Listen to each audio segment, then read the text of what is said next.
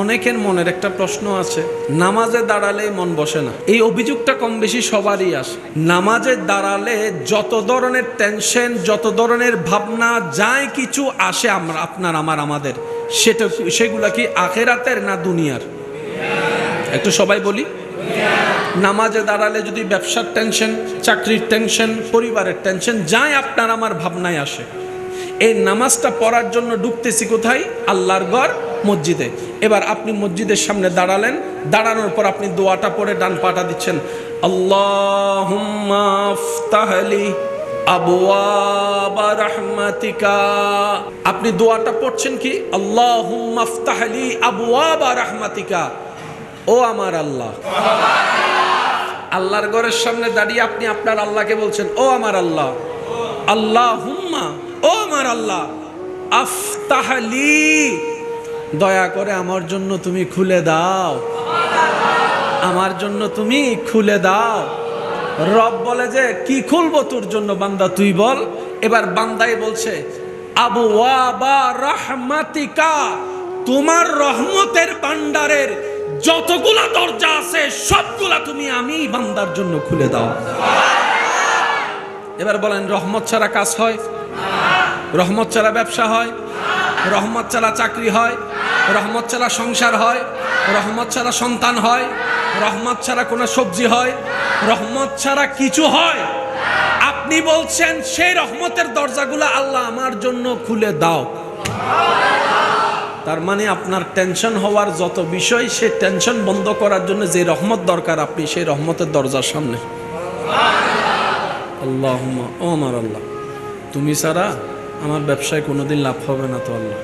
ও আল্লাহ, তোমার রহমত না থাকলে আমার ছেলে মেয়েগুলো আমার কথা শুনবে না তো আল্লাহ। ও আল্লাহ, তোমার দয়া না থাকলে আমার ভালোবাসার বউটাও আমার সাথে সম্পর্ক ভালো থাকবে না তো আল্লাহ।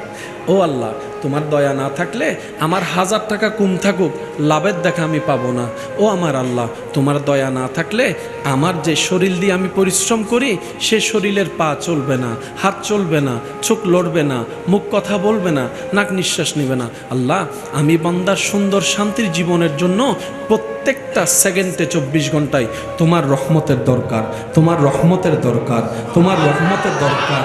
আমার বাহিরে তোমার রহমতের দরকার, আমার ঘরের ভিতরে নিঃশ্বাস নিতে তোমার রহমতের দরকার। এমনকি সারা রাত আমি বিছানায় শুয়ে থাকি, এমন অনেক মানুষকে দেখেছি, ডান কাত আর বাম কাত হয়, ঘুমটা আর ঘুমের মতো করে আসে না, ছটপট করতে থাকে। আল্লাহ, শান্তির একটা ঘুমের দরকার, শরীরটা সুস্থ হয়ে পরের দিন কাজ করার জন্য, ওই ঘুমটা আসার জন্য তোমার রহমতের দরকার। সাউন্ড স্লিপ ঘুম হওয়ার জন্য তোমার রহমতের দরকার। মওলা গো, রিজিক তো তুমি দিয়েছো পেটকে ক্ষুধা নিবারণের জন্য, কিন্তু খাবারটা ধরার জন্য তোমার রহমতের দরকার। খাবারটা মুখে দিয়ে স্বাদ নেওয়ার জন্য তোমার রহমতের দরকার। এই মুখ থেকে ডুব গিলার জন্য তোমার রহমতের দরকার। ডুব গিলে নাসিতে, নিঃশ্বাসের নাসিতে না গিয়ে আল্লাহ খাদ্য নালিতে যাওয়ার জন্য তোমার রহমতের দরকার। খাবারটা পেটে যাওয়ার জন্য তোমার রহমতের দরকার। কোনো প্রকার কিছু ছাড়াই খাবারটা হজম হওয়ার জন্য তোমার রহমতের দরকার। ক্যালসিয়াম হওয়ার জন্য তোমার রহমতের দরকার। মওলা রে, আমি বান্দার জীবনের ইন্টারনাল এক্সটার্নাল 24টা ঘন্টার প্রত্যেক সেকেন্ডে তোমার রহমতের দরকার। আর সেই রহমতের তালাশ আপনি করছেন। আল্লাহুম্মা আফতাহলি আবওয়াবা রাহমাতিকা। সুবহান। অনেকে আছে সুন্দর হতে চায়, কত কিছু মাখে, গরমকালে 2-3 ঘন্টা পরে গামায় এসে, কিন্তু আল্লাহর দিয়ে একটা সৌন্দর্য আছে, যে সৌন্দর্যটা মানুষ যতই দেখে দিল শান্তি হয়ে যায়। সুবহান আল্লাহ। সে সুন্দরওয়ালা চেহারা মানুষ যতই দেখে অন্তর একটা ভক্তি শ্রদ্ধা অটোমেটিক তৈরি হয়ে যায়। ওই মানুষটার চেহারা দেখে অনেক মানুষ তো এমনও বলে, চেহারাটা দেখলে পুরো ফেরেশতার মতো লাগে। জিজ্ঞেস করেন সেই দাদাকে, মুরব্বীকে, কোন ক্রিমটা মেখে আপনি এত সৌন্দর্য অর্জন করেছেন? উত্তর দিবে, কোনো মেকআপ আমি করি নেই, কোনো সৌন্দর্যের জন্য বর্ধিত করার জন্য কোনো ক্রিম আমি ইউজ করি নেই, কিন্তু আমি একটা কাজ করেছি, আমি ফজরের নামাজটা পড়েছি, ফজরের নামাজটা পড়েছি, ফজরের নামাজটা পড়েছি। বিজ্ঞানের চোখ দিয়ে যখন আপনি ফজরের নামাজটাকে, সময়টাকে একটু অ্যানালাইসিস করবেন, আপনি দেখবেন এই নামাজ শুধু জান্নাতে যাওয়ার চাবি রাস্তা করে না, দুনিয়াতে সুস্থতার জন্য কল্যাণকর এবং সৌন্দর্যতার নিয়ামত আল্লাহ এই ফজরের নামাজে দান করে দিয়েছেন। ওইটা তো দুইলেই আর এটা দুইলেই বাড়ে। আমি মনে বুঝাতে পারি না আমার ভাইদেরকে, ওগুলা দুইলেই, আর এই জগতে দুইলেই। যত দুবেন গুনাহ জ্বরবে, গুনার রং কালো, যত দুরবেন কালো জ্বরবে, যত দুইবেন আপনার নূরানির নিয়ামত, রহমতের নিয়ামত আপনার চেহারা আসতেই থাকবে, আসতেই থাকবে, আসতেই থাকবে। বলেন সুবহান। আল্লাহ তাআলা আমাদের সবাইকে ইসলাম মেনে চলার তৌফিক দান করুন। চিৎকার দিয়ে বলেন আমিন। এই মুহররম মাসের যে হৃদয় বিদারক ঘটনাটা সবার অন্তরকে নাড়া দেয়, কারবালার যে ময়দানের ঘটনা, সবাই আমরা কম বেশি জানি। ইমাম হুসাইন কোথায় গিয়েছেন? কারবালায়। আমরা সবাই বলি গিয়েছেন। মনে রাখতে হবে, ইমাম হুসাইন আলী মাকাম করতে যান নাই। কারণ করতে, আর যাই হোক, অন্তত ছোট বাচ্চা নিয়ে তো কেউ ময়দানে যাবে না। মেয়েদেরকে নিয়ে, ঘরের মহিলাদেরকে নিয়ে তার ময়দানে যাওয়ার কোনো প্রশ্নই আসে না। কিন্তু ইমাম আলী মাকামের সে কারবালার ঘটনার মধ্যে দেখা যায় ছোট আলী আসগরের সেই শাহাদতের ঘটনা সবার সম্মুখীন হয়েছে। মনে রাখবেন, ইমাম আলী মাকাম, ইমাম হুসাইন করতে যান নাই, দাওয়াতে গিয়েছেন। কোথায় গিয়েছেন? দাওয়াতে। দ্বিতীয় নম্বর কথা, যুবক ভাইরা একটু মনে রাখবেন, কারবালার ময়দানে যেখানে নবীর রক্তে জিগার নূরে নাজার ইমাম আলী মাকাম ইমাম হুসাইন অবস্থান করেছেন, যেটার চতুর্পাশ দিয়ে ঘেরাও করা ছিল সে দস্যুরা, যাদের সংখ্যা 22,000-এর উপরে, আর যাদেরকে ঘেরাও করে রাখা হয়েছে ওনাদের সংখ্যা 72 জন। 72 জনের বিপক্ষে দাঁড়ালো কত হাজার? তাহলে জনের ভাগে কয়জন করে পড়ছে? 72 জনকে শেষ করার জন্য 22,000 মানুষ এক জায়গায়। তো ওনাদের তো বোঝা দরকার ছিল 72 জনকে শেষ করতে 200 জন মানুষ হইলে যথেষ্ট, 100 জন হইলে যথেষ্ট, 22,000 আর দরকার কি? তার মানে এখানে ঘটনা ভিন্ন ছিল। সুবহানাল্লাহ বলবেন। এখানে ঘটনা, যারা 22,000 পাঠাইছে ওরা বলতেছে ডাইনে বামের সামনে পিছনে যত দিকে পারো, যারে পারো নিয়ে যা। কারণ যার বিপক্ষে আমরা দাঁড়াচ্ছি উনি কোন সাধারণ এলাকার হুসাইন নয়, উনি সাইয়্যিদুশ শাবাবে আহলিল জান্নাহ, জান্নাতের যুবকদের সর্দারদের একজন ইমাম হুসাইন, যার বাবা হচ্ছে আলী মাকাম ইমাম আলী, যার বাবা হচ্ছে মাওলা আলী শেরে খুদা, যার মা হচ্ছে ফাতেমাতুজ জাহরা, যার নানা হচ্ছে রাহমাতুল লিল আলামিন, যার বড় ভাই হচ্ছে ইমাম হাসান। সুতরাং ওনাকে তুমি হালকাভাবে নিতে পারবা না, ওনাকে তুমি হালকাভাবে নিতে পারবা না। যে তলোয়ার তোমাদের হাতে আছে আর ওনার হাতের তলোয়ারকে এক পাল্লায় মাপিও না, কারণ তোমাদের হাতের তলোয়ার তোমাদের সাথে সম্পৃক্ত, ওনার হাতের যে বাহনটা আছে, যে তলোয়ারটা আছে, সেটার সাথে মৌলা আলী বেলায়েতের সম্রাট হযরত আলী রাদিয়াল্লাহু তাআলা আনহু জুলফিকার তলোয়ার। ওনার মাথার ইমামা, মাথার পাগড়িটা তোমাদের সেই সাধারণ পাগড়ির মতো মূল্যায়ন করিও না, এটা রাহমাতুল লিল আলামিনের দেওয়া চাদর। আর একটু জোরে বলি, ওনার শরীরে যে রক্ত প্রবাহ, সেই রক্তের ধারাবাহিকতায় মাওলা আলীর অস্তিত্ব আছে, মা ফাতেমাতুজ জাহরার অস্তিত্ব আছে, নবী রাহমাতুল লিল আলামিনের। মনে রাখবেন ভাইয়েরা, যে হারে তার ইজ্জত কমে, যে জিতে তার ইজ্জত, যে হারে তার নাম বিলীন হয়, যে জিতে তার নাম প্রকাশ হয়। ঠিক আছে? কারবালার ময়দানে আপনার চোখে, আপনার জানায়, আপনার জ্ঞানে বাহ্যিকভাবে জিতছে কে? এজিদ। হারছে কে? ইমাম হুসাইন। বাহ্যিক চোখে ইমাম হুসাইন পরাজিত হয়েছেন, এজিদ বাহিনী জিতেছে। তাহলে বিশ্বের নামটা তো এজিদের হওয়া দরকার ছিল, ইমাম হুসাইনের নাম কেন আজকে গ্রামে গ্রামে, রন্দে রন্দে, এলাকায় এলাকায়, ব্যানারে ব্যানারে নাম দেখা যাচ্ছে ইমাম হুসাইনের? মনে রাখবেন, জয়ী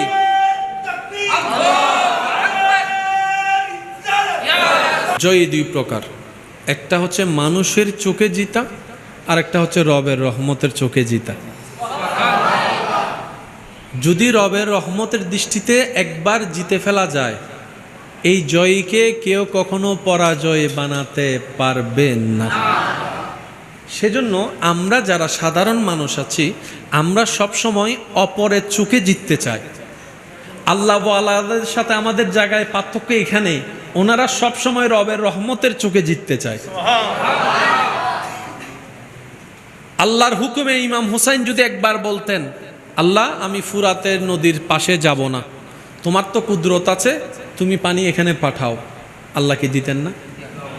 বলেন না, আরেকটু জোরে বলেন। কি চমৎকার ইসলাম! আল্লাহু আকবার। ইসলামের মধ্যে ফরজ আছে, সুন্নত আছে, নফল আছে, কয়েকটা ক্যাটাগরি আছে না? সবচাইতে দামি আমল হচ্ছে ফরজ, কিন্তু আল্লাহর কাছে সবচাইতে প্রিয় হচ্ছে নফল। এখন আপনার বুঝলেন, ফজর, জোহর, আসর, মাগরিব, এশা ফরজ নামাজ কয়েক তো? জোরে বলেন।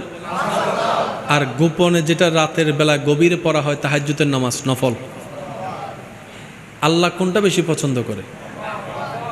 ফরজ আদায় করে যে নফল পড়ে। কেন আল্লাহ পছন্দ করে জানেন? আল্লাহ পাক বলে যে 5টা ওয়াক্তের আদেশ তো আমি দিয়েছি, আমার বান্দা পালন করেছে।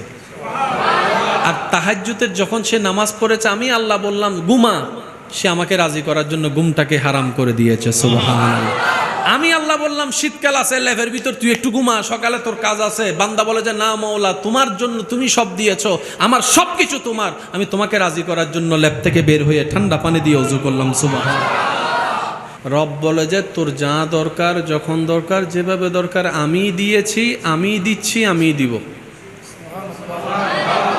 তুই বান্দার শুধু একটা কাজ, শুরু তো আমাকে স্মরণ করবি, শেষও আমার স্মরণ করবি।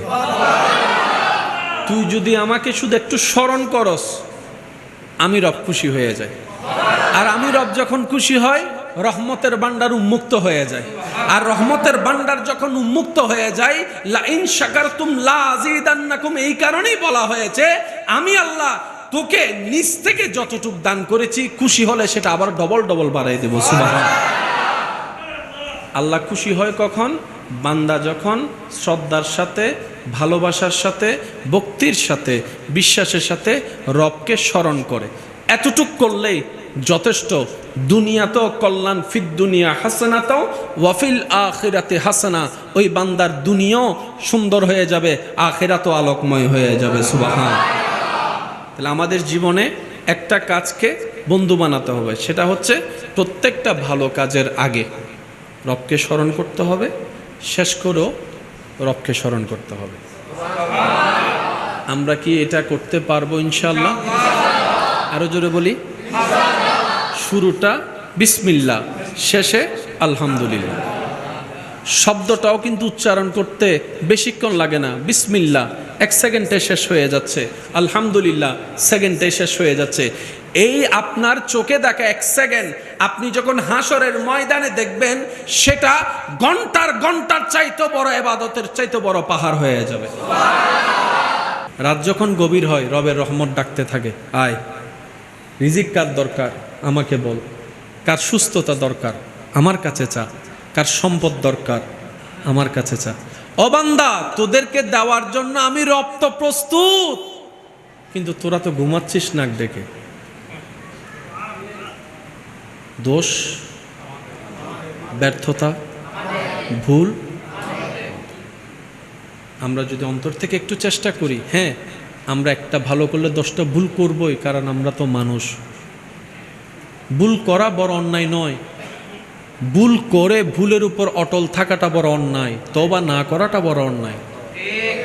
সেজন্য তওবার সাথে যদি আমরা সম্পর্ক রাখতে পারি, দরুদে পাকের সাথে যদি সম্পর্ক রাখতে পারি, এবং ভালো ভালো কাজের করতে পারি আর না পারি, নিয়ত করার যদি চেষ্টা করতে পারি, তাহলে দেখবেন আমাদের ভিতরটা অটোমেটিক পরিবর্তন হয়ে যাবে আল্লাহর রহমতে। আল্লাহ তাআলা আমাদের সবাইকে বুঝার তৌফিক দান করুক। স্বামী স্ত্রী বিবাহের বন্ধন আল্লাহ দিয়েছে শান্তির জন্য, কিন্তু আমরা স্বামীরা জানি না বউয়ের হক কি। বউয়েরা জানে না স্বামীর হককে। বেশিরভাগ মানুষ আমরা মনে করি 3টা কবুল বললেই বিয়ে শেষ, কিন্তু 3টা কবুলের ভিতরে যে কত জিম্মাদারি আল্লাহ দান করেছেন আমরা কখনো জানার ভাবার চেষ্টা করি না। আল্লাহ আমাদের সবাইকে ইসলামকে জানার এবং বোঝার তৌফিক দান করুন। আসুন, সব কিছুর সম্মানের মূলে হচ্ছে আল্লাহ। আল্লাহর সাথে, আল্লাহ রহমতের সাথে যেই লাগবে সবাই আমাদের ভালোবাসা সম্মানের পাত্র। ডাইন বাম দেখার আর কোনো সুযোগ নেই। এই আল্লাহ আমাদের জন্য সুখে শান্তিতে থাকার জন্য যেই সাজেশন আমাদেরকে দান করেছেন সেটা হচ্ছে ইন্নাদ্দিনা ইনদাল্লাহিল ইসলাম।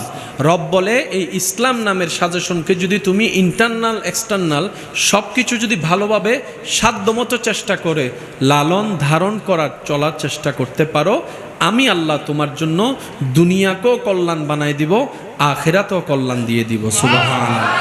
দুনিয়ার শান্তি আমি আল্লাহ তোমাকে এমনভাবে দান করব, তোমার ভাই বন্ধু আত্মীয় স্বজন কাউকে লাগবে না।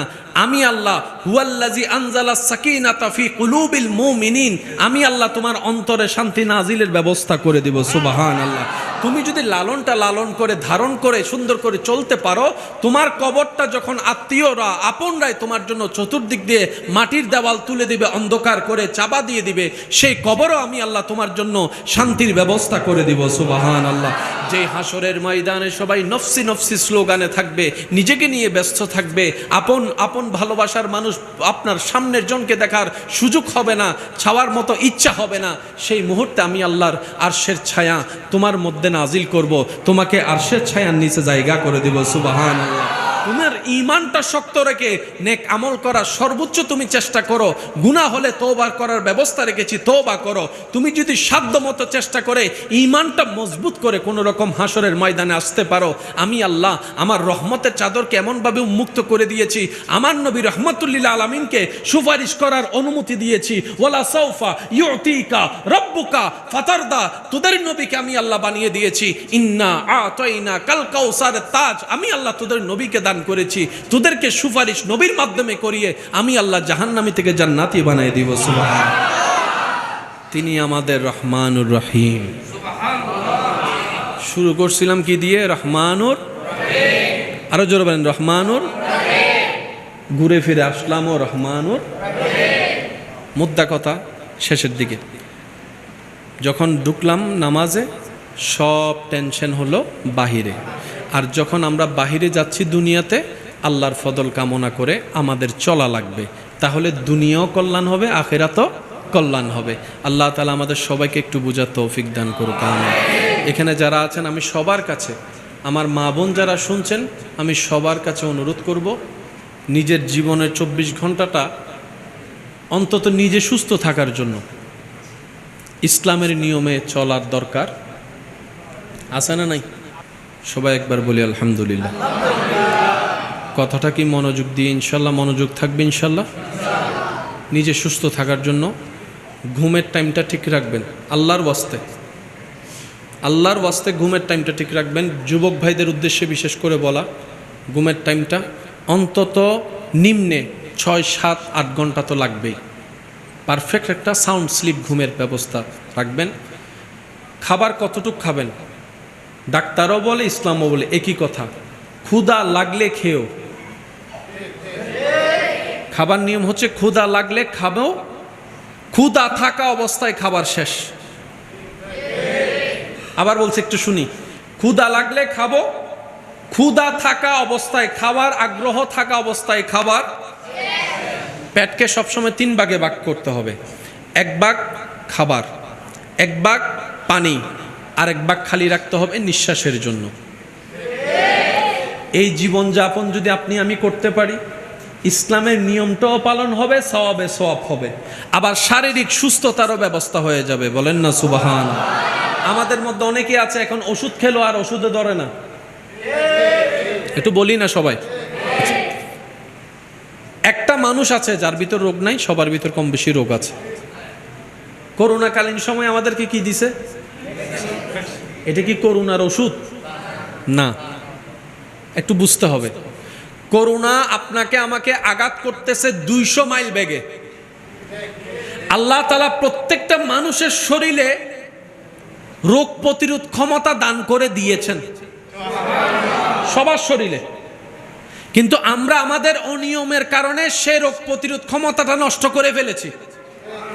এখন আপনার আমার রোগ প্রতিরোধ ক্ষমতা আছে 50%, রোগ আক্রমণ করতেছে 200 মাইল বেগে 200%, টিকার কোনো সুযোগ। তখন এই সমস্ত ওষুধগুলা দিয়ে আমাদের 50টাকে বাড়ানো লাগে। কিন্তু আপনি আমি যদি প্রত্যেক দিন অন্তত কালো জিরা খেতে পারতাম,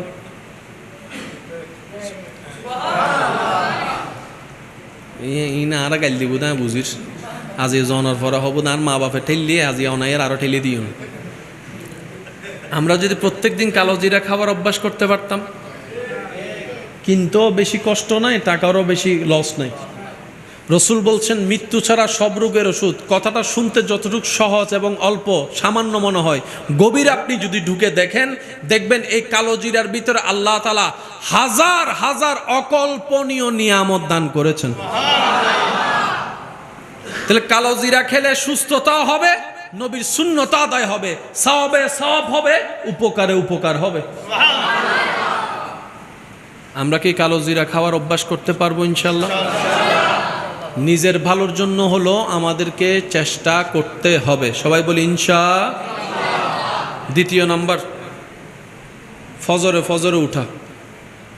সকালের সেই বাতাসটা সূর্য উঠার আগে যে বাতাস, সে বাতাসটাকে গায়ে লাগা। অনেকে আছে সুন্দর হতে চায়, কত কিছু মাখে, গরমকালে 2-3 ঘন্টা পরে গামায় এসে, কিন্তু আল্লাহর দিয়ে একটা সৌন্দর্য আছে, যে সৌন্দর্যটা মানুষ যতই দেখে দিল শান্তি হয়ে যায়। সুবহানাল্লাহ।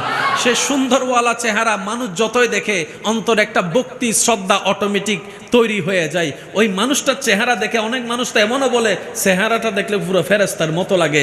জিজ্ঞেস করেন সেই দাদাকে, মুরব্বীকে, কোন ক্রিমটা মেখে আপনি এত সৌন্দর্য অর্জন করেছেন? উত্তর দিবে, কোনো মেকআপ আমি করি নেই, কোনো সৌন্দর্যের জন্য বর্ধিত করার জন্য কোনো ক্রিম আমি ইউজ করি নেই, কিন্তু আমি একটা কাজ করেছি, আমি ফজরের নামাজটা পড়েছি। বিজ্ঞানের চোখ দিয়ে যখন আপনি ফজরের নামাজটাকে, সময়টাকে একটু অ্যানালাইসিস করবেন, আপনি দেখবেন এই নামাজ শুধু জান্নাতে যাওয়ার চাবি রাস্তা করে না, দুনিয়াতে সুস্থতার জন্য কল্যাণকর এবং সৌন্দর্যতার নিয়ামত আল্লাহ এই ফজরের নামাজে দান করে দিয়েছেন। ওইটা তো দুইলেই, আর এটা দুইলেই বাড়ে। আমি মনে বুঝাতে পারি না আমার ভাইদেরকে, ওগুলা দুইলেই, আর এই জগতে দুইলেই। যত দুবেন গুনাহ জ্বরবে, গুনার রং কালো, যত দূরবেন কালো জ্বরবে, যত দুইবেন আপনার নূরানির নিয়ামত, রহমতের নিয়ামত আপনার চেহারা আসতেই থাকবে। বলেন সুবহান। আল্লাহ তাআলা আমাদের সবাইকে ইসলাম মেনে চলার তৌফিক দান করুন। চিৎকার দিয়ে বলেন আমিন। আরো জোরে বলেন। টেনশনে হাজার মানুষ ভেঙে যাচ্ছে, কিন্তু টেনশন অবস্থায় কখনো কোরআন তেলাওয়াত শুনে দেখছেন? আল্লাহু আকবার, আল্লাহু আকবার। যখন আপনার ব্রেন, মন, আপনার সমস্ত কিছু আপনাকে হারিয়ে দিবে, আপনি সে সময় একটু কোরআন তেলাওয়াত শুনে দেখবেন আপনার ভিতরটা পাওয়ারফুল হয়ে যাবে, অটোমেটিক হয়ে যাবে। কারণ এই কোরআন স্বয়ং আল্লাহর কালাম, যেখানে প্রত্যেকটা হরফে হরফে রহমতে ইলাহি আছে। সুবহান। পৃথিবীর কোথাও, আমার কথায় কেউ কষ্ট নেবেন না, পৃথিবীর কোথাও মুসলমানদের মাথা নত করার মতো আল্লাহ কোনো জায়গা রাখে নাই। মুসলমানরা যখন বুক ফুলায় মাথা উঁচু করে চলতে পারে, আল্লাহ সে সব কিছুই ইসলামে দান করেছেন। মুসলমানদের যে কোরআন, যে মুসলমানরা কোরআন মানে, আপনি বিশ্বঘুরে কোরআনের মতো একটা কিতাব এনে দেখান। আরো জোরে বলেন।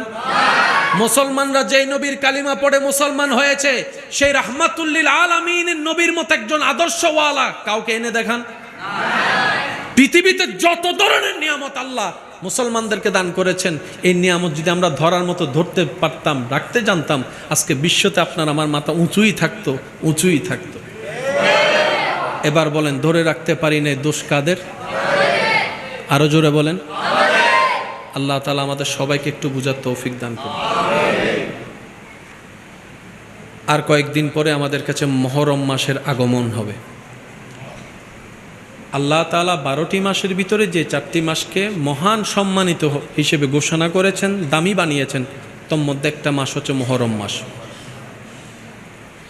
একটু যদি আপনারা মনোযোগ দেন তাহলে দেখবেন এখন যে মাস সেটা হচ্ছে জিলহজ। এটা কোন মাস? আমরা অনেকে হজের মাস নামে চিনি, কোরবানির মাস নামে চিনি। আরবি মাসের শেষ মাস, আরবি বছরের শেষ মাস জিলহজ মাস। তাহলে বছরের শেষ হচ্ছে জিলহজ মাস দিয়ে, বছরের শুরু হচ্ছে মুহররম দিয়ে।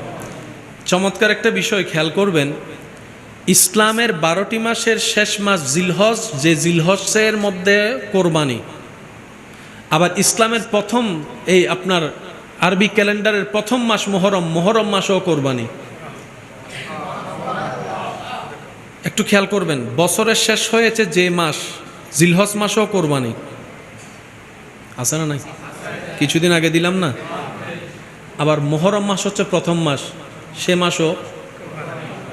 মাসও কোরবানি দিয়ে শেষ, কোরবানি দিয়ে শুরু, জিলহজ দিয়ে শেষ, মুহররম দিয়ে শুরু।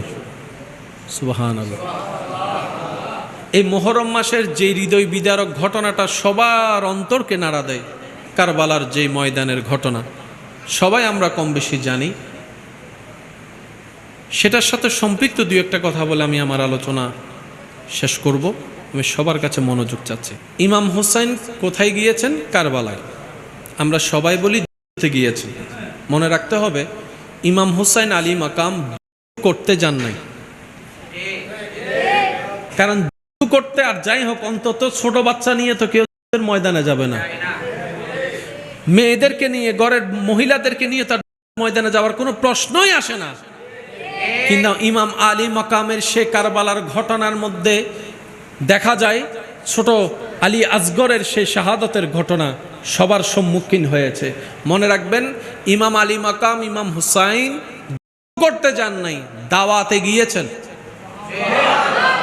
কোথায় গিয়েছেন? দাওয়াতে। দ্বিতীয় নম্বর কথা, যুবক ভাইরা একটু মনে রাখবেন, কারবালার ময়দানে যেখানে নবীর রক্তে জিগার নূরে নজর ইমাম আলী মাকাম ইমাম হুসাইন অবস্থান করেছেন, যেটার চতুর্পাশ দিয়ে ঘেরাও করা ছিল সে দস্যুরা, যাদের সংখ্যা 22,000-এর উপরে, আর যাদেরকে ঘেরাও করে রাখা হয়েছে ওনাদের সংখ্যা 72 জন। 72 জনের বিপক্ষে দাঁড়ালো কত হাজার? তাহলে জনের ভাগে কয়জন করে পড়ছে? 72 জনকে শেষ করার জন্য 22,000 মানুষ এক জায়গায়। ওনাদের তো বোঝা দরকার ছিল 72 জনকে শেষ করতে 200 জন মানুষ হইলে যথেষ্ট, 100 জন হইলে যথেষ্ট, 22,000 আর দরকার কি? তার মানে এখানে ঘটনা ভিন্ন ছিল। সুবহানাল্লাহ বলবেন। এখানে ঘটনা, যারা 22,000 পাঠাইছে ওরা বলতেছে ডাইনে বামের সামনে পিছনে যত দিকে পারো, যারে পারো নিয়ে যা। কারণ যার বিপক্ষে আমরা দাঁড়াচ্ছি উনি কোনো সাধারণ এলাকার হুসাইন নয়, উনি সাইয়্যিদুশ শাবাবে আহলিল জান্নাহ, জান্নাতের যুবকদের সর্দারদের একজন ইমাম হুসাইন, যার বাবা হচ্ছে আলী মাকাম ইমাম আলী, যার বাবা হচ্ছে মাওলা আলী শেরে খুদা, যার মা হচ্ছে ফাতেমাতুজ জাহরা, যার নানা হচ্ছে রাহমাতুল লিল আলামিন, যার বড় ভাই হচ্ছে ইমাম হাসান। সুতরাং ওনাকে তুমি হালকাভাবে নিতে পারবা না, ওনাকে তুমি হালকাভাবে নিতে পারবা না।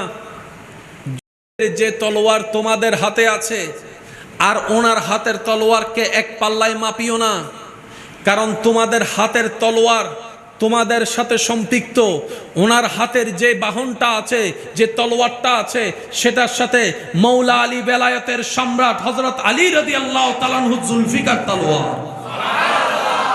ওনার মাথার ইমামা, মাথার পাগড়িটা তোমাদের সেই সাধারণ পাগড়ির মতো মূল্যায়ন করিও না, এটা রহমাতুল্লিল আলামিনের দেওয়া চাদর। আর একটু জোরে বলি, ওনার শরীরে যে রক্ত প্রবাহ, সেই রক্তের ধারাবাহিকতায় মাওলা আলীর অস্তিত্ব আছে, মা ফাতেমাতুজ জাহরার অস্তিত্ব আছে, নবী রহমাতুল্লিল আলামিনের। মনে রাখবেন ভাইয়েরা, যে হারে তার ইজ্জত কমে, যে জিতে তার ইজ্জত, যে হারে তার নাম বিলীন হয়, যে জিতে তার নাম প্রকাশ হয়। ঠিক আছে? কারবালার ময়দানে আপনার চোখে, আপনার জানায়, আপনার জ্ঞানে বাহ্যিকভাবে জিতছে কে? এজিদ। হারছে কে? ইমাম হুসাইন। বাহ্যিক চোখে ইমাম হুসাইন পরাজিত হয়েছেন, এজিদ বাহিনী জিতেছে। তাহলে বিশ্বের নামটা তো এজিদের হওয়া দরকার ছিল। ইমাম হুসাইনের নাম কেন আজকে গ্রামে গ্রামে, রন্দে রন্দে, এলাকায় এলাকায়, ব্যানারে ব্যানারে নাম দেখা যাচ্ছে ইমাম হুসাইনের? মনে রাখবেন, জয়ী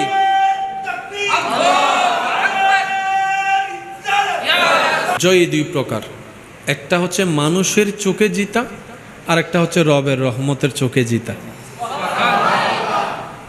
যদি রবের রহমতের দৃষ্টিতে একবার জিতে ফেলা যায়, এই জয়ীকে কেউ কখনো পরাজয় বানাতে পারবেন না। সেজন্য আমরা যারা সাধারণ মানুষ আছি, আমরা সব সময় অপরের চোখে জিততে চাই। আল্লাহ ওয়ালাদের সাথে আমাদের জায়গায় পার্থক্য এখানে, ওনারা সব সময় রবের রহমতের চোখে জিততে চায়। আল্লাহর হুকুমে ইমাম হুসাইন যদি একবার বলতেন, আল্লাহ আমি ফুরাতের নদীর পাশে যাব না, তোমার তো কুদরত আছে, তুমি পানি এখানে পাঠাও, আল্লাহ কি দিতেন না? বলেন না, আর একটু জোরে বলেন। কি চমৎকার ইসলাম! আল্লাহু আকবার। ইসলামের মধ্যে ফরজ আছে, সুন্নত আছে, নফল আছে, কয়েকটা ক্যাটাগরি আছে না? সবচাইতে দামি আমল হচ্ছে ফরজ, কিন্তু আল্লাহর কাছে সবচাইতে প্রিয় হচ্ছে নফল। এখন আপনার বুঝলেন, ফজর, জোহর, আসর, মাগরিব, এশা ফরজ নামাজ কয়েকটা? জোরে বলেন। আর গোপনে যেটা রাতের বেলা গভীরে পড়া হয়, তাহাজ্জুদের নামাজ, নফল। আল্লাহ কোনটা বেশি পছন্দ করে? ফরজ আদায় করে যে নফল পড়ে। কেন আল্লাহ পছন্দ করে জানেন? আল্লাহ পাক বলে যে 5টা ওয়াক্তের আদেশ তো আমি দিয়েছি, আমার বান্দা পালন করেছে। আর তাহাজ্জুদের যখন সে নামাজ পড়েছে, আমি আল্লাহ বললাম ঘুমা, সে আমাকে রাজি করার জন্য ঘুমটাকে হারাম করে দিয়েছে। সুবহানাল্লাহ। আমি আল্লাহ বললাম শীতকাল আছে, লেভের ভিতর তুই একটু ঘুমা, সকালে তোর কাজ আছে। বান্দা বলে যে না মওলা, তোমার জন্য তুমি সব দিয়েছো, আমার সব কিছু তোমার, আমি তোমাকে রাজি করার জন্য লেপ থেকে বের হয়ে ঠান্ডা পানি দিয়ে ওযু করলাম। সুবহানাল্লাহ। 30টা রোজা, 29টা রোজা রমজানের ফরজ, কিন্তু যখন ওই মাসের রোজা, সাপ্তাহিক রোজা, বারের রোজা বান্দা রাখে, ওই নফলগুলা বান্দাকে আল্লাহ রহমতের কাছে নিয়ে যায়, কাছে নিয়ে যায়, কাছে নিয়ে যায়। আল্লাহকে রাজি করার জন্য পরীক্ষা লাগবে, ধৈর্য ধরা লাগবে। ধৈর্য পরীক্ষা ছাড়া কখনো হয় না। পরীক্ষা দুই প্রকার, একটা হচ্ছে আল্লাহ দিয়েছেন, আপনি নিয়েছেন। আল্লাহ বিপদ দিয়েছেন, আপনি বিপদ পেয়েছেন, বিপদ নিয়ে আপনি ধৈর্য ধারণ করেছেন, এটা একটা। আরেকটা হচ্ছে আল্লাহকে রাজি করার জন্য নিজে নিজে করা। যদি একটু বোঝার চেষ্টা করি, একটু খেয়াল করবেন। আল্লাহ পাক বলে যে রমজানের রোজা রাখ, আমরা রাখলাম, আল্লাহ খুশি। আল্লাহ পাক বলে যে অন্য সময় পারলে রাখ, আমরা রাখলাম, আল্লাহকে রাজি করার জন্য। আল্লাহ এটাতে ডবল খুশি। আচ্ছা, ইমাম হুসাইন যদি বলতেন, আল্লাহ পানি দিতেন না? বলেন না ভাইয়া, দিতেন না? ইমাম হুসাইন পানি চেয়েছেন? আওয়াজ আমি শুনি নাই। পানি চেয়েছেন? ইমাম হোসেন পানি চান নাই। জগৎ বলে আপনি যদি হাত তোলেন বৃষ্টি আসতে বাধ্য, আল্লাহ পাক দয়া করে দিবেন। আপনি যদি একবার জবান খোলেন, আল্লাহ ফুরাত নদীকে আপনার পায়ের কাছে এনে দিবেন। আপনি চাচ্ছেন না কেন? ইমাম হোসেন বলে, আজকের দিনে আমি তৃষ্ণার্ত থাকাটাই আমার রব পছন্দ করছে। আমি তৃষ্ণার্ত থাকা যেহেতু আমার রবের পছন্দ, আমার রবের জন্য আমি তৃষ্ণার্ত হয়ে এই দুনিয়া থেকে যেতে চাইছি। রবের চাওয়াকে গুরুত্ব দেওয়া। যে বান্দা রবের চাওয়াকে গুরুত্ব দিয়ে দুনিয়াতে চলবে, রব্বুল আলামিন হাসরের ময়দানে তার চাওয়াকে গুরুত্ব দিবে। আল্লাহ তাআলা আমাদের সবাইকে বুঝার তৌফিক দান করুন। আর একটু জোরে বলেন।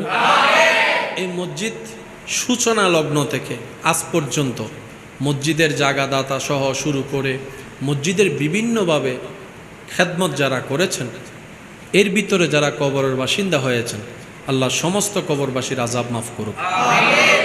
অত্র এলাকায় এই মুহূর্তে যত কবরবাসী কবরের আযাবে কষ্ট পাচ্ছে, আল্লাহ মেহেরবানি করে প্রত্যেকজনকে আযাব থেকে মুক্তি দান করুন।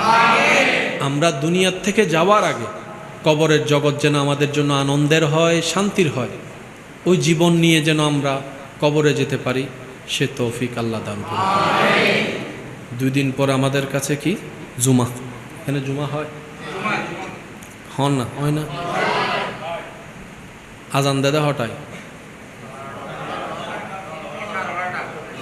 12টা 15 20 12:30 মোটামুটি মসজিদ ফুরাই হটায়।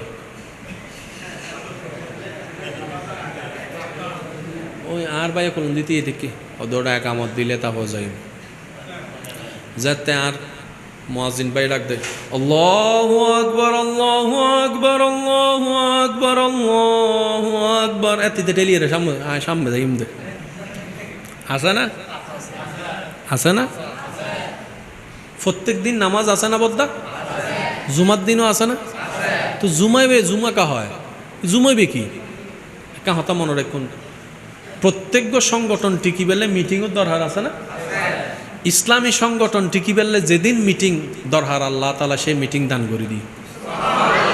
এবেলায় অঙ্কন বুঝুন, শনিতুন বিশিদবার দিন প্রত্যেক দিন যে 5 ওয়াক্ত নামাজ আছে, 2 মিনিট সময় লইলে হন বিরক্ত হবেন না ওনারা? শনিতুন বিশিদবারে প্রত্যেক দিন নামাজ আছে না?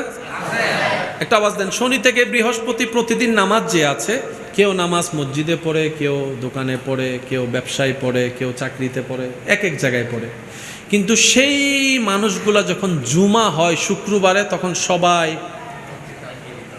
বলেন না এক জায়গায় হয়। সবাই কি হয়? যারা ঘরে পড়ছে তারাও এখানে, যারা দোকানে পড়ছে তারাও এখানে, সবাই এক জায়গায় হয়। আল্লাহ জুমাটা দিলা কেন? রব বলে যে তোমরা মুসলমানদের জন্য এটা সাপ্তাহিক মিটিং।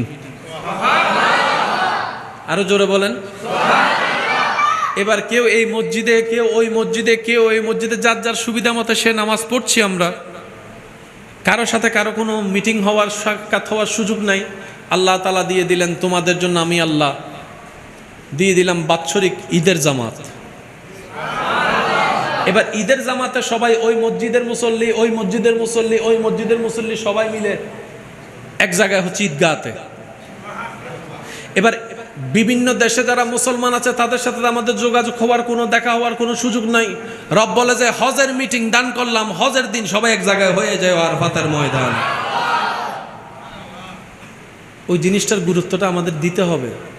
তো সেজন্য আমি অনুরোধ করব, জুমার দিন নিজে একটা দিন যদি একটু পরিশ্রম করতে না পারি, তাহলে নিজের কাছেও তো নিজের লজ্জা। অন্তত 11টা 11:30 বাজে যদি আমরা গোসল টোসল করে পরিষ্কার টরিষ্কার যা হওয়ার সব কিছু শেষ করে, আমাদের কানটা থাকতে হবে আজানের সাথে। প্রস্তুতিটা আগে থেকে রাখবো এভাবে, আজানের আওয়াজ শোনার সাথে সাথেই আমি ঘর থেকে বের হব মসজিদের দিকে। এখানে আর কোনো দাড়ি কমা হ্যাঁ হুঁ চিন্তা করার সুযোগ নাই। আজান শুনবো, আমি মসজিদের দিকে চলতে থাকবো। এই অভ্যাসটা যদি করতে পারি, তাহলে পরিবর্তন আসাটা অনেক সহজ হবে। মনে রাখবেন, বান্দা যখন অন্তর থেকে চায় রবের রহমতের কাছে যেতে, রব্বুল আলামিনও দয়া করে তাকে কাছে আসার সুযোগ করে দেয়। সুবহানাল্লাহ। আল্লাহ সব সময় চায় বান্দা আমার রহমতের ছায়া তলে আসুক, রহমতের ছায়া তলে আসুক। সেজন্য সবার দরজা বন্ধ হলো, গভীর রাতে দরজা খুলে যায় রব্বুল আলামিনের রহমতের দরজা। ওলামায়ে কেরামের পাক জবানে হাজারবার শুনেছেন, শুধু স্মরণ করিয়ে দেওয়ার জন্য বলা। রাত যখন গভীর হয়, রবের রহমত ডাকতে থাকে, আয় রিজিক কার দরকার আমাকে বল, কার সুস্থতা দরকার আমার কাছে চা, কার সম্পদ দরকার আমার কাছে চা। ও বান্দা, তোদেরকে দেওয়ার জন্য আমি রব তো প্রস্তুত, কিন্তু তোরা তো ঘুমাচ্ছিস নাক ডেকে। দোষ, ব্যর্থতা, ভুল। আমরা যদি অন্তর থেকে একটু চেষ্টা করি, হ্যাঁ আমরা একটা ভালো করলে 10টা ভুল করবই, কারণ আমরা তো মানুষ। ভুল করা বড় অন্যায় নয়, ভুল করে ভুলের উপর অটল থাকাটা বড় অন্যায়, তওবা না করাটা বড় অন্যায়। সেজন্য তওবার সাথে যদি আমরা সম্পর্ক রাখতে পারি, দরুদে পাকের সাথে যদি সম্পর্ক রাখতে পারি, এবং ভালো ভালো কাজের করতে পারি আর না পারি, নিয়ত করার যদি চেষ্টা করতে পারি, তাহলে দেখবেন আমাদের ভিতরটা অটোমেটিক পরিবর্তন হয়ে যাবে আল্লাহর রহমতে। আল্লাহ তাআলা আমাদের সবাইকে বুঝার তৌফিক দান করুক। অনুরোধ, জুমার দিন আপনারা সবাই আগে ভাগে চলে আসবেন। আবার আইয়ারাস আইও দেওয়ালুদ্দ ফিলানো তো আইও সদুন আইয়ারে দেওয়ালুদ্দ ফিলাত তো আদে কিরট আন্ডা কাজর অত হতবা শেষ হইলে ডাক দিস আছে না, ইয়া উগুগ করে সাথ দে না, আছে না, ফিটি এনজেন হনুমিককে ন লাগে। মসজিদে তাইলে কি এই হন না বাজে ইন্ন মাতে মসজিদে তাইলে কি মসজিদে তাইলে কি সত্যিকের হনসার শান্তি ছাড়া ঘুমাই না। গরম মিদ্দে ওষুধ খাইয়ের ঘুম জানি না হয়, তাহলে মসজিদে তাইলে একা ঘুমাইয়ের নু বুঝন অনে রহমতের ভিতর ঢুকি গিয়ে ইন্দে ঘুমাই দে অন্ড ওষুধ খাইয়ে রাও তিন না খাইয়ে তারপর সারা রাত আছে না হন আবার। আর মসজিদে মাত্র ঢুকি দেয়, ঢুকি রিন্দি বসি দেয়। উগ্র মানুষ সদ্দুর শান্তি তাইলে ঘুমাই তারে ইয়ান মসজিদে তাইলে বুঝিবে। এত শরীরে ইয়ান ওরা মসজিদে লেখান লাগাই রাখবার চেষ্টা করছো। হ্যাঁ কি বুঝাতে পারলাম না হতা ইয়ান হয় মানে আইয়েরা দেওয়াল ধরি ঘুম না যাই আবার ঘুম আইয়ের দেয় ঘুম রাস্তো দন সুন্দর করে বইয়ের উজুরে আলোচনাও নিবেন। প্রত্যেক জুমার যদি একখান মাসালা শিখা হয়, অন্তত মাসে 4 গান মাসালা এই শিখিবার লাই আল্লাহ রসুল আরারে এই ক্লাস ইন দিয়ে দে। আচ্ছা দাদার বয়স বুঝে এখন নার্সারিত পরে সরম ন নার্সারি মেয়ে দেখুন হাফ প্যান্ট পিন্দি ভেজে যাবো, দাদাকে যদি লাল দাড়িওয়ালা যাই সরম ন এন্ড শিক্ষা হয় না নয় এন্ডা সন বুড়ো জোয়ান বুড়ো বেগুন এক জায়গাতে শিখে কোনো সরম নাই, কে তখনও সরম লাগেন না, শিখতে হনো সরম লাগেন না। আল্লাহ আর ক্লাস দিয়ে দে ক্লাস প্রত্যেক জুমাত এই জিনিস গরিবের চেষ্টা করিবেন। আর হতায় হষ্ট নলইন বাজে বাচ্চু মার হদিন ভাই অর্ধেক গেই তো সময়। আজকের এই আয়োজিত আজিমুশান নুরানি ইমানি মাহফিলের সম্মানিত মান্যবর আয়োজক, আজকের এই মাহফিলের সম্মানিত মান্যবর সদরে মোহতরম সভাপতি, উপস্থিত এলাকার মান্যবর ব্যক্তিবর্গ, মুরব্বিয়ানে আজম জনাব মোহাম্মদ হেদায়েত হোসেন সবুজ ভাইয়ের এই আয়োজনের ডাকে সাড়া দিয়ে যারা উপস্থিত হয়েছেন, সভাপতিত্বের আসনে আছেন খতিবে মিল্লাত রৌনকে আহলে সুন্নত হাফেজ মৌলানা মুহাম্মদ জিয়াউল হাসান আল কাদেরি মাদ্দাজিল্লুহুল আলী, প্রধান আলোচক হিসেবে অংশগ্রহণ করেছেন রৌনকে আহলে সুন্নত রৌনকে মিল্লাত হজরতুল আল্লাম জনাব মৌলানা মুহাম্মদ আব্দুল খালেক শাহ মাদ্দাজিল্লুহুল আলী সহ উপস্থিত উলামায়ে কেরাম, এলাকার মান্যবর ব্যক্তিবর্গ, মুরব্বিয়ানে আজম, উপস্থিত আল্লাহর প্রেমিক নবীর প্রেমিক ইমানদার ভাইয়েরা, আসসালামু আলাইকুম ওয়া রাহমাতুল্লাহি তাআলা ওয়া বারাকাতুহু। আল্লাহ পাকের আলিশান ও পাক ও দরবারে লক্ষ কোটি অগণিত শুকরিয়া জ্ঞাপনের মাধ্যমে আমরা অদম গুনেহগার অপরাধী বান্দারা রবের দরবার থেকে রহমত পাওয়ার আশায় হাজিরা দেওয়ার লক্ষ্যে অন্তরের গভীর থেকে একবার মোহাব্বতের আওয়াজে বলি আলহামদুলিল্লাহ। আল্লাহ তাআলা দয়া করে মেহেরবানি করে আমাদের সবার জীবনের অতীতের সমস্ত প্রকার কবিরা সগিরা গুনাহকে আল্লাহ দয়া করে মাফ করে দিন বলি আমিন। আল্লাহ তাআলা মেহেরবানি করে আমাদের সবার মা বাবার গুনাহকে মাফ করে দিন আমিন। আমাদের সবার দাদা দাদি নানা নানি যারা কবরের বাসিন্দা আছেন, আত্মীয় স্বজন, আল্লাহ মেহেরবানি করে সবার দোয়ার উসিলায় প্রত্যেকটি কবরবাসীকে আযাব থেকে মুক্তি দান করুক আমিন। সম্মানিত উপস্থিতি, এতক্ষণ পর্যন্ত যা তাকরীরের খেদমত নিবেদন হয়েছে, আল্লাহ আমাদের সবাইকে তা আমল করার মাধ্যমে হুজুরদের এলমে, হায়াতে, রিজিকে, ইজ্জতে আল্লাহ সর্বোপরি বরকত দান করুক বলি আমিন। সম্মানিত উপস্থিতি, আপনাদের মোহাব্বতের ডাকে সাড়া দিয়ে উপস্থিত হওয়ার চেষ্টা করেছি যথাসময়ে। যেটুকু সময় আল্লাহ তাআলা আমি অধমকে খেদমত নিবেদন করার সুযোগ দান করবেন, সবার কাছে আমার নিবেদন, প্রত্যেকটি কথা একটু মনের কান দিয়ে শোনার চেষ্টা করবেন, বলি ইনশাআল্লাহ। আর আমাকে একটু আওয়াজ দিয়ে সহযোগিতা করার চেষ্টা করবেন। আল্লাহ আমাদের সবার এই মোহাব্বতকে কবুল আর মঞ্জুর করুক। আমার ব্যক্তিগত তরফ থেকে, ব্যক্তিগত পছন্দের তালিকায় এই ধরনের পরিবেশ, এই ধরনের মাহফিলগুলোকে আমি বেশি পছন্দ করে থাকি। হই হুল্লা, চিল্লা ফাল্লা, জায়গার তুলনায় অনেক বেশি প্রেশার, ওই সমস্ত জায়গায় আলোচনা করার চাইতে এই সমস্ত জায়গার পরিবেশটা খুব ভালো লাগে আমার ব্যক্তিগতভাবে। তো আমার যেহেতু আল্লাহর ঘরে বসার সৌভাগ্য হয়েছে আমাদের, আমি অনুরোধ করব আমাদের বিভিন্ন নিউজ সাংবাদিক যারা আছেন, আপনারা একটু বসে যান। জি, সাংবাদিকরা বসে যান, মাশাআল্লাহ। জি, আজকাল তো যেখানে সেখানে সাংবাদিক। তো আমরা এখন বসে আছি কোথায়? আল্লাহর ঘরে। একটু সবাই বলি, কার ঘরে? আমি অনুরোধ রাখব, মাইকের আওয়াজ যতটুকু যাচ্ছে, যে যেখান থেকে শুনছেন দিলের কান দিয়ে শোনার চেষ্টা করবেন। কারণ রব্বুল আলামিন কখন কার কোন জিনিসটা কবুল করে জান্নাতের রাস্তা দেখিয়ে দেয় বলা যায় না। সামান্য কিছু কাজও আপনার জান্নাতের পথেও হয়ে যেতে পারে। কারণ আমাদের রব যিনি, তিনি রহমানুর রহিম। সুবহানাল্লাহ বলি। আমার আওয়াজ কি ক্লিয়ার শোনা যাচ্ছে? আওয়াজ ক্লিয়ার শোনা যাচ্ছে? শুনলে একটু উত্তর দিবেন।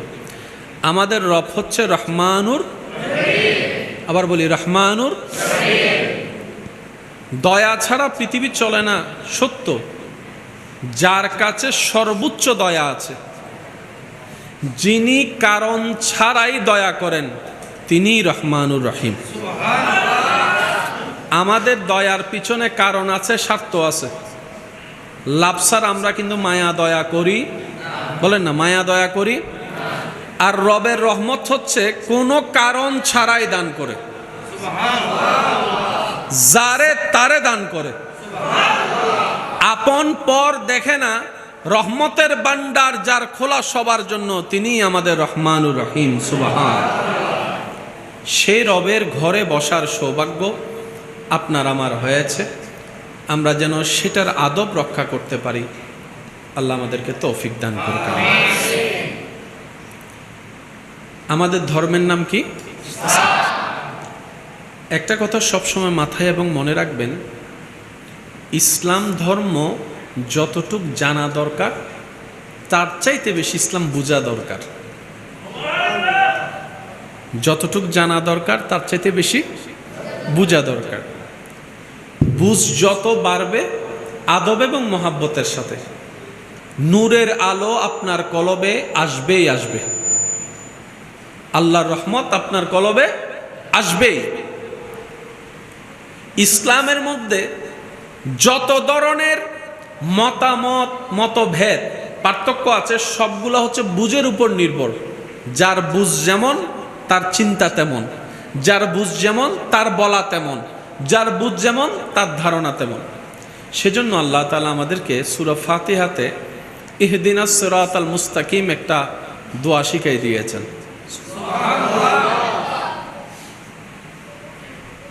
প্রত্যেকটা নামাজে যে কোনো সূরা আপনার মন মতো পড়লেও সূরা ফাতিহা কম্পালসারি। আর সেই সূরা ফাতিহার একটা অংশ হচ্ছে ইহদিনাস সিরাতাল মুস্তাকিম। হে আমার আল্লাহ, আমাদেরকে সহজ সরল সঠিক, এক কথায় তোমার পথে তুমি আমাদেরকে চালাও। আমরা বলছি রবের কাছে ভিক্ষা করে ফরিয়াদ, আল্লাহ আমরা চলতে জানি না। কারণ আমরা যাই চিন্তা করি 10% সঠিক হলে 90% আমাদের ভুল হয়। আমাদের জীবন চলায়। আপনি যদি আপনার পারিবারিক সিদ্ধান্ত নিয়ে খেয়াল করেন, ব্যবসার সিদ্ধান্ত নিয়ে খেয়াল করেন, দেখবেন 10% রাইট হলে 90% বলেন না। এই পর্যন্ত যতজন প্রতারকের হাতে শিকার হয়েছে, প্রথমে যে বিশ্বাসটাই আগে করেছিল, না হয় সম্পত্তি ধন টাকা পয়সা দিল কেন, ভালো মনে করেই তো দেওয়া। এবার জ্ঞানী বলে, মুফতি বলে, মুহাদ্দিস বলে, মুফাসসির বলে, আলেম বলে, ডক্টর বলে, ডাক্তার বলে, পিএইচডি হোল্ডার ওয়ালার বলে, বিভিন্ন বড় ভার্সিটির বড় বড় ডক্টর লেকচারাররা বলে ইহদিনাস সিরাতাল মুস্তাকিম, হে আমার রব, হে আমাদের রব, তুমি আমাদেরকে চালাও, তুমি আমাদেরকে চালাও, তুমি আমাদেরকে চালাও। জগৎ জিজ্ঞেস করে, তোমার তো জ্ঞানের কোনো অভাব নাই, বিভিন্ন সাবজেক্টের জ্ঞান তো তোমার ভিতর আছে, তাই তো তুমি পিএইচডি হোল্ডার হয়েছো, মুফতি মুহাদ্দিস আলেম হয়েছো, ইমাম হয়েছো, ডাক্তার হয়েছো, সমাজের বড় অবস্থান তোমার হয়েছে, তারপরও তুমি নিজের জ্ঞান দিয়ে চলতে পারো না কেন? ওই ব্যক্তি উত্তর দিবে, মানুষ যতই জ্ঞানী হোক না কেন, পরিপূর্ণতা তার ভিতরে থাকে না। 10টুকু থাকলে 90টুকু না থাকাটাই সম্ভব। 10 বার বিশ্বাস করলে 90 বার প্রতারিত হওয়ার সম্ভাবনা বেশি। কারণ মানুষ মানুষের বাহিরটা দেখে, ভিতরটা দেখতে পারে না, তাই মানুষ ভুল সিদ্ধান্তে যাওয়াটাই সবচাইতে বেশি সহজ হয়। তাই জ্ঞানী ব্যক্তিরা বলে, আল্লাহ, জান্নাতের রাস্তায় আমরা হাজার জ্ঞান থাকলেও চলতে পারবো না, তাই তোমার দয়া চাই। তোমার দয়া হলে আমার মতো অজ্ঞ জ্ঞানও জান্নাতের রাস্তায় পৌঁছায় যাবে। বলেন সুবহান আল্লাহ।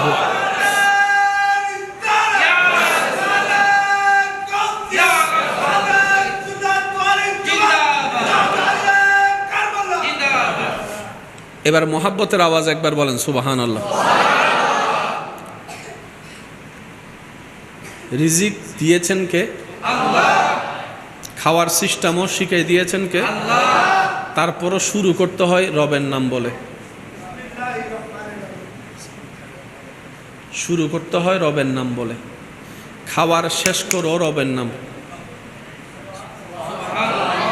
যাদের বুঝার আগ্রহ আছে, যাদের ইসলামের গভীরে যাওয়ার আগ্রহ আছে, আমি সবার মনোযোগ চাচ্ছি।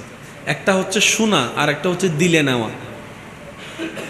শুনলে শোনা হয়, শুনে শুনে চলে যায়, কিন্তু দিলে যেটা নেওয়া হয় সেটা রাতে ঘুমানোর আগে ভাবা হয়, ভাবলে ভিতরে লালন হয়, লালন হলে ধারণ হয়, ধারণ হলে জীবনে পরিবর্তন হয়।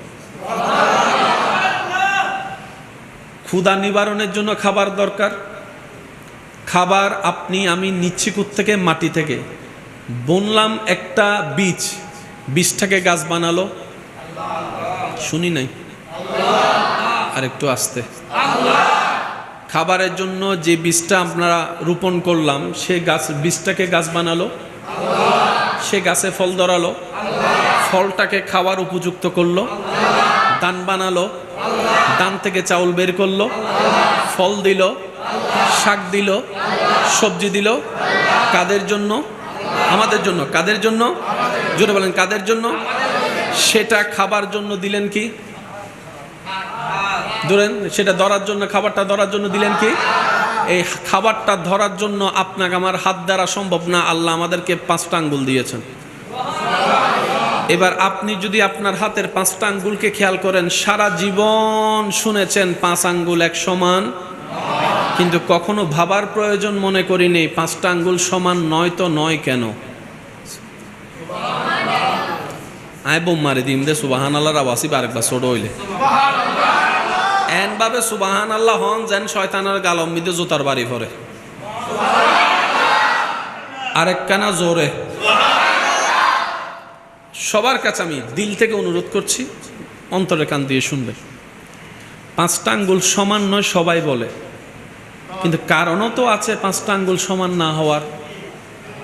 আল্লাহ তো হয়তো কোনো কিছুই দেন নাই। এবার 5টা আঙ্গুলের সবচাইতে লম্বা আঙ্গুল হচ্ছে মাঝখানেরটা। এবার আপনি যখন ভাত খেতে যান, ভাতের লোকমা যখন আপনি ধরেন, ভাতের লোকমা যখন ধরবেন, তখন আপনি ভাতের লোকমা ধরার নিয়ম করার সাথে সাথে দেখবেন যে 5 আঙ্গুল সমান। একটু করে দেখি। এটা তো এমন হওয়ার কথা ছিল, যেহেতু এটা এমন।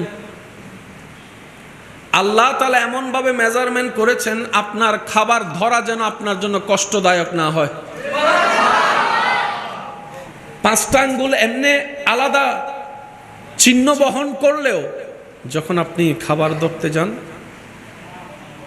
অতটুক ব্যালেন্স হয় যতটুক ব্যালেন্স হওয়া দরকার। আর এই ব্যালেন্সটা আজ পর্যন্ত কেউ নিজের বিবেক দিয়ে ব্রেন দিয়ে করে নাই, হাত নিয়েছে অটোমেটিক হয়েছে রবের কুদরতে, বান্দার প্রতি দয়ার উপর দয়া। বলেন সুবহানাল্লাহ। সবচাইতে বড় আঙ্গুল কোনটা? মাঝখানেরটা। একটু সবাই বলি কোনটা? মাঝখানেরটা। এই 5টা আঙ্গুলের যদি আপনি একটু হাতটাকে এভাবে রাখেন, আপনি দেখবেন এই 5টা আঙ্গুলের মধ্যে মাঝখানে যত দূরত্ব, সবচাইতে বড় দূরত্ব হচ্ছে শাহাদাত আঙ্গুল এবং বৃদ্ধাঙ্গুল। কথা বলেন না? শাহাদাত এবং বৃদ্ধাঙ্গুলের মাঝখানের দূরত্বটা সবচাইতে বেশি। আল্লাহ তাআলা হাতের মেজারমেন্ট এমন ভাবে করছেন, এই বৃদ্ধাঙ্গুলকে 4 আঙ্গুলের পাওয়ার দিয়েছেন। সে বৃদ্ধাঙ্গুলটাকে কেটে ফেলেন, এবার খান ভাত। আপনার বৃদ্ধাঙ্গুল নাই, এবার ভাত খান।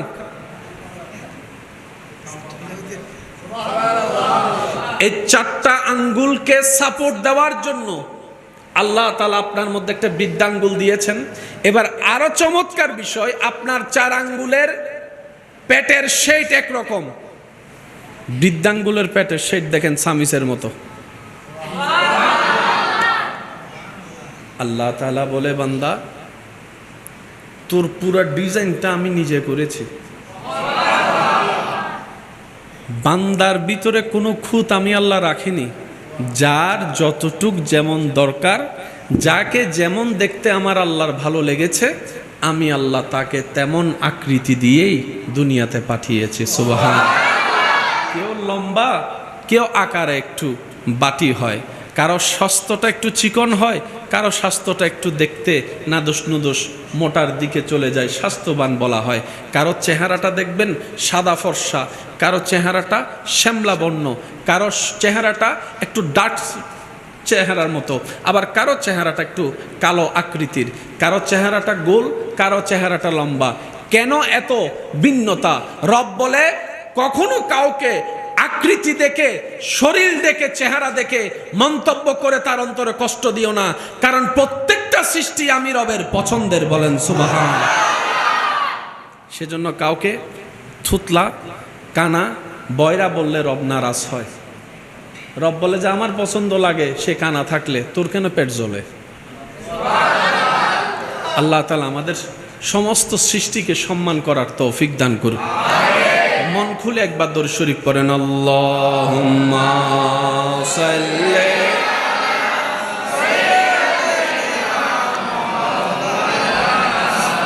আলা আলি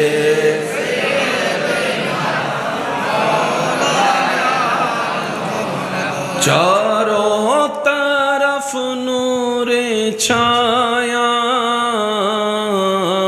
आका का मिलाद आया, खुशियों का पैगाम लाया, लाया आका का मिलाद आया। अल्लाहुम्मा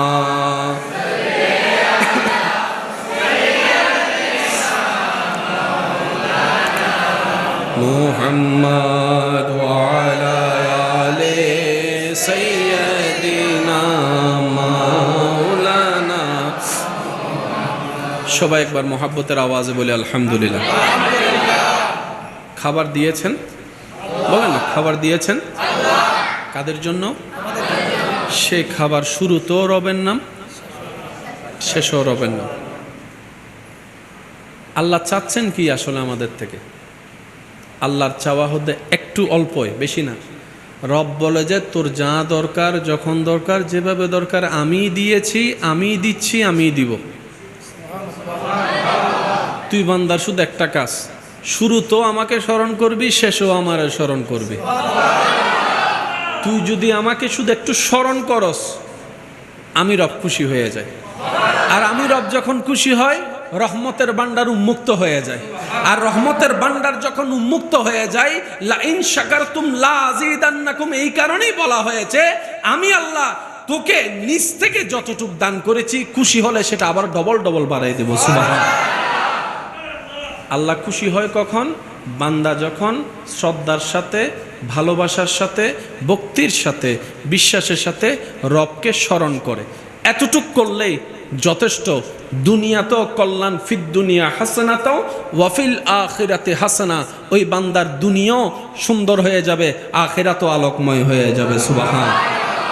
তাহলে আমাদের জীবনে একটা কাজকে বন্ধু বানাতে হবে, সেটা হচ্ছে প্রত্যেকটা ভালো কাজের আগে রবকে স্মরণ করতে হবে, শেষ করেও রবকে স্মরণ করতে হবে। আমরা কি এটা করতে পারবো ইনশাআল্লাহ? আরো জোরে বলি, শুরুটা বিসমিল্লাহ, শেষে আলহামদুলিল্লাহ। শব্দটাও কিন্তু উচ্চারণ করতে বেশিক্ষণ লাগে না। বিসমিল্লাহ 1 সেকেন্ডে শেষ হয়ে যাচ্ছে, আলহামদুলিল্লাহ সেকেন্ডে শেষ হয়ে যাচ্ছে। এই আপনার চোখে দেখা 1 সেকেন্ড আপনি যখন হাসরের ময়দানে দেখবেন, সেটা ঘন্টার ঘন্টার চাইতে বড় ইবাদতের চাইতে বড় পাহাড় হয়ে যাবে। আসুন আমরা একটু বুঝার চেষ্টা করব। আল্লাহ তাআলা আমাদেরকে সে তৌফিক দান করুক বলি। আমরা এখন বসে আছি কার ঘরে? আল্লাহ। মসজিদ বাইতুল্লাহ কি? একটু সবাই বলি কি? বাইতুল্লাহ, আল্লাহর ঘর। বাইতুল্লাহ শব্দটা একটু খেয়াল করবেন। বাইতুল্লাহ, আল্লাহর ঘর।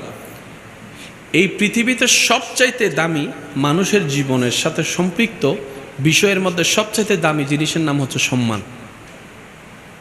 আপনারা মানেন এটা? সবচাইতে দামি জিনিস কি? আরো জোরে বলি। কারণ সম্মানের সাথে ভালোবাসা জড়িত, সম্মানের সাথে মায়া জড়িত। কথা বলেন না?